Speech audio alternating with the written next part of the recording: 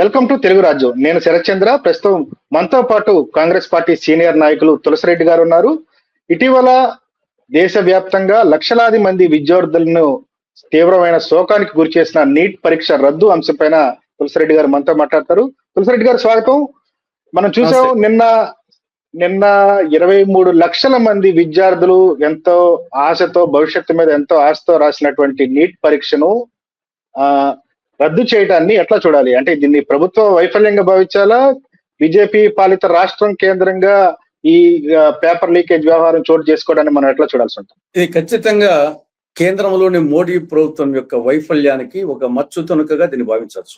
ఇది నిన్ననే మన ఈ నీట్ ఎగ్జామ్ కాకుండా గతంలో కూడా దాదాపు ఈ 11.5-12 సంవత్సరాల్లో అటు కేంద్రంలో ఇటు బీజేపీ పాలిత రాష్ట్రాల్లో దాదాపు 80 నుంచి 90 సార్లు ఈ పరీక్షా పేపర్లు లీక్ అవడము, దాంట్లో కొన్ని ఎగ్జామ్స్ రద్దు కావడం జరిగింది. ఇది ఫస్ట్ కాదు, 2026ది ఫస్ట్ టైం కాదు. ఇది ఇట్లాంటి దాదాపు 80-90 జరిగినాయి. కాబట్టి ఇది ఖచ్చితంగా మోడీ ప్రభుత్వ విజయాలకు ఉండొచ్చు, కానీ మోడీ ప్రభుత్వ వైఫల్యాలకు ఇది ఒక మచ్చు తునకగా భావించవచ్చు. ఇది వైద్య రంగంలో ఇది ఒక ప్రతిష్టాత్మకమైనటువంటి ఎగ్జామ్ అనమాట. యాక్చువల్గా వచ్చేసి వైద్య రంగం డాక్టర్లు కావాలని ఎన్నెన్నో కళ్ళు కంటూ ఉంటారు, చిన్నప్పటాలు ఉంటాయి. దానికోసము మెరిట్ స్టూడెంట్స్ గా ఉంటూ హార్డ్ వర్క్ చేస్తూ కష్టపడి కోచింగ్ సెంటర్లో డబ్బులు కట్టి ఆ విధంగా నెలల తరబడి, సంవత్సరాల తరబడి కోచింగ్ తీసుకొని రాస్తా ఉంటారు.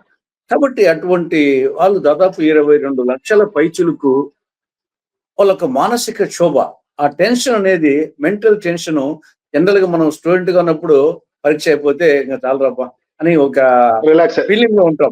అలాంటిది మళ్ళీ పరీక్ష రాయాలంటే అది ఒక వర్ణనాతీతము. ఆ టెండర్ ఏజ్ లో, ఆ వయసులో వచ్చేసి ఆ క్షోభ. కాబట్టి ఇక్కడ దాదాపు 22 లక్షల మంది విద్యార్థులకు, వారి తల్లిదండ్రులకు ఈక్వల్ గా వీళ్ళతో పాటు వాళ్ళ తల్లిదండ్రుల శోభ. కాబట్టి ఇది చాలా వైఫల్యం కింద వస్తుంది. గతంలో కూడా 2024లో నీటిలో అప్పటికే లీకేజ్ వచ్చింది. 2026 లీకేజీ, 2024లో లీకేజ్ అయింది. అంతకుముందు ఇది నీట్. మిగతా యూజీసీ నెట్ 2024లో ఆ పేపర్ లీక్ అయింది. CBSE 10th class 12th class 2018లో ఆ పేపరు లీక్ అయింది. తర్వాత ఎస్ఎస్సి సిజిఎల్ 2017 పేపర్ లీకేజ్ అయింది. ఏఐపిఎంటి 2015లో. అంటే ఇట్లా అనేకంగా పేపర్స్ లీక్ కావడము, దాని మీద ఏదో సిబిఐ దర్యాప్తు చేస్తానని చెప్పడము, కొన్నిసార్లు రద్దు చేయడము, పరీక్షలు కొన్నిసార్లు కంటిన్యూ చేయడము. ఇది డెఫినెట్గా వచ్చేసి ప్రభుత్వ వైఫల్యం కింద లెక్క. ఉదిక్కము మోడీ గారు అచ్చే దిన్, సబ్కా వికాస్, ఇన్ని తర్వాత అమృత గడియలు, ఇవన్నీ ఏమేమో పెద్ద పెద్ద మాటలు మాట్లాడుతుంటారు. కానీ ఈ యొక్క పరీక్షలు సక్రమంగా నిర్వహించలేకపోవడం అనేది ఇది ఖచ్చితంగా మోడీ ప్రభుత్వ వైఫల్యానికి ఒక మచ్చు తునకగా మనం భావించాలి. అంటే ఇప్పుడు కాదు సార్, మనం పరీక్షలన్నీ మన రాష్ట్రంలో చాలా సెట్లు జరుగుతూ ఉంటాయి. ఇది అడ్మిషన్ల సీజన్, యూనివర్సిటీల ప్రవేశ పరీక్షలు మొదలుకొని మన దగ్గర కూడా ఇంజనీరింగ్, ఫార్మసీ, అగ్రికల్చర్ ఎంట్రన్స్ టెస్టులు, ఈఏపీ సెట్ ఇవన్నీ నడుస్తాయి. మన దగ్గర ఎగ్జామ్స్ కి పెద్ద ఎత్తున లక్షల మంది, 3-4 లక్షల మంది విద్యార్థులు ఈ పరీక్షలకు హాజరవుతూ ఉంటారు.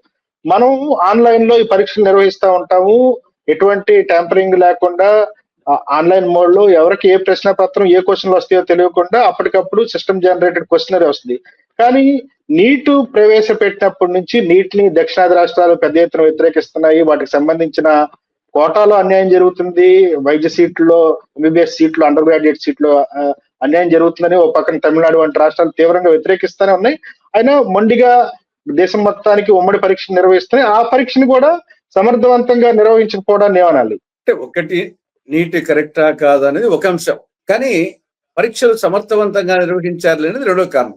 ఇది మనం వచ్చేసి ఇంకా ఫస్ట్ అంశం ఇది సపరేట్ గా డీల్ చేయాల్సి వస్తుంది. ఇక్కడ ఆల్రెడీ నీట్ ఉంది, దాన్ని సమర్థవంతంగా నిర్వహించలేకపోవడము, అక్కడ లీక్ కావడము, ఈ విధంగా రద్దు కావడము, అక్కడ లక్షలు కోట్లు చేతులు మారడము, ఈ యొక్క ఓవరాల్ గా ఈ యొక్క కోచింగ్ సెంటర్స్ ఏ విధంగా పనిచేస్తున్నాయి, ఒక మాఫియాగా పనిచేస్తున్నాయి, దాన్ని కంట్రోల్ చేయలేకపోవడం అనేది ఇది ఖచ్చితంగా అసమర్థత. మీరు చెప్పినట్టు మన రాష్ట్రంలో మనం అనేక ఎగ్జామ్స్, ఎంట్రన్స్ ఎగ్జామ్స్ కండక్ట్ చేస్తున్నాం.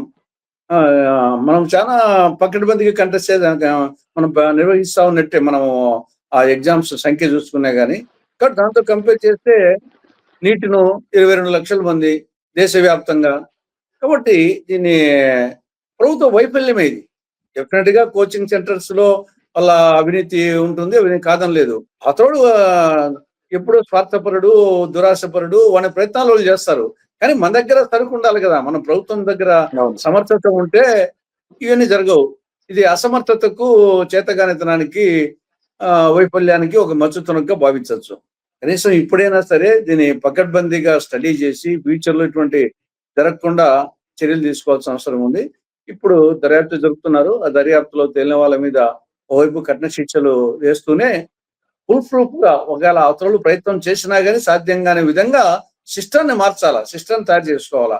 ఆ సమన్వయం, వివిధ శాఖల మధ్య సమన్వయము, సిస్టము ఆ విధంగా కాన్సంట్రేట్ చేయాలా.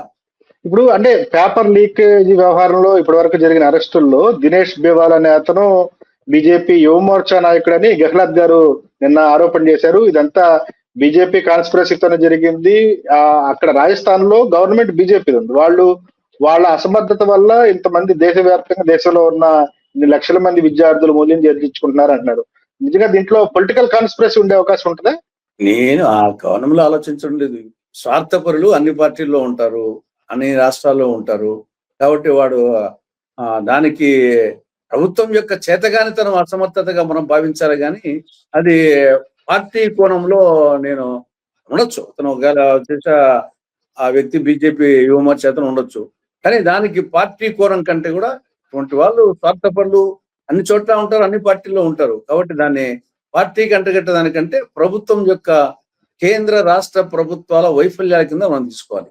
దీనికి ఎట్లా అంటే పరిష్కారం ఏంటి సార్? ఎట్లాంటి జరగకుండా ఉండాలంటే ఏ రాష్ట్రంలో అయినా ఎక్కడైనా జరగకుండా ఉండటానికి మీరు ఏమన్నా సూచనలు ఇస్తారా?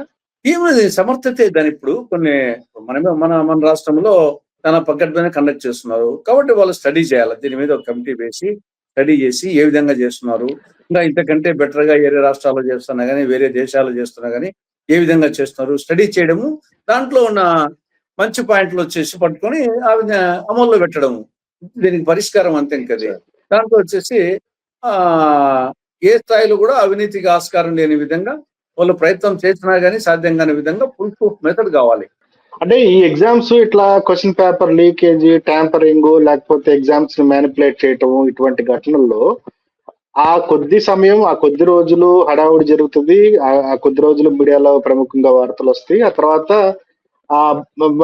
మళ్ళీ రీ ఎగ్జామ్ కండక్ట్ చేయడం ఏదో జరిగింది. దానికి అసలు దోషులకి మళ్ళీ శిక్షలు పడుతున్న ఉదంతాలు ఎక్కడ మనం చూడం. మనం ఎంతసేపు లీక్ అయింది, పరీక్షలు రద్దవుతాయని చూస్తుంది తప్ప పలానా ఘటనలో దోషులకి శిక్ష పడింది, వాళ్ళని కఠినంగా శిక్షించారనేది మనం ఇప్పుడు ఎక్కడ చూడలేదు. ఎందుకంటారు? కరెక్ట్ ఏమి చెప్పింది. మళ్ళీ ఎందుకంటే మనం కూడా మర్చిపోతాం, అందరం మర్చిపోతాం. తర్వాత ఏమైండేది, వాళ్ళు ఇంకా డబ్బులు ఉండేవాళ్ళు కాబట్టి వాళ్ళు లీగల్ ప్రొసీజర్ను పట్టుకొని లోటుపాట్లను పట్టుకొని లొసులను పట్టుకొని వాళ్ళు దాన్ని మేనేజ్ చేసుకుంటారు. మళ్ళీ మనం పబ్లిక్ లో దాని గురించి చర్చ రాదు కాబట్టి దాన్ని మర్చిపోతున్నాం. దీనికి సత్వరం లేట్ కాకుండా, లీగల్ ప్రొసీజర్ లేట్ కాకుండా చూడడం అనేది ఒకటి. దీన్ని కొంత గతంలో జరిగిన సంఘటనల్లో కొంచెం మీడియా ద్వారా కూడా, ఇప్పుడు నేను చెప్పాను ఇది ఫస్ట్ సంఘటన కాదు, ఇటువంటి దాదాపు 80-90 జరిగినాయి. దాన్ని కొంచెం గతంలో ఏం జరిగింది స్టడీ చేసి కొంత ఇప్పుడైనా సరే ఎక్స్పోజ్ చేస్తే కొంత మనకు కూడా అర్థమవుతుంది నిజంగా వాళ్ళలో కొందరికన్నా శిక్ష పడిందా లేదా, ఎవరికి పడింది అని కొంత తెలుస్తుంది. దీన్ని కొంత స్టడీ చేసి ఎక్స్పోజ్ చేయాల్సిన అవసరం ఉంది. Right sir. అంటే నీట్ పరీక్షలో ప్రభుత్వ సమర్థత వల్లే అవినీతికి అడ్డుబాటుగా పడుతుంది. ఇట్లాంటి చర్యలు తీసుకోకుండా ఇట్లాంటి చర్యలకు పాల్పడిన వారికి కఠిన శిక్షలు విధించడం ద్వారా భవిష్యత్తులో ఎవరు ఇటువంటి చర్యలకు ఉపక్రమించకుండా ఉంటారని తులసిరెడ్డి గారు చెప్తున్నారు. Thank you sir. నమస్తే. హలో, తెలుగు రాజ్యం ఛానల్ చూస్తున్నారా? సామాజిక, రాజకీయ, జీవన చిత్రణే తెలుగు రాజ్యం. అతిశయోక్తులు, అసత్యాలు ఉండవు. రాజకీయ కోణం కాదు, ప్రజా కోణమే కొలబద్ద. తెలుగు రాజ్యం వీక్షణ మీ ఉత్తమ అభిరుచికి నిదర్శనం.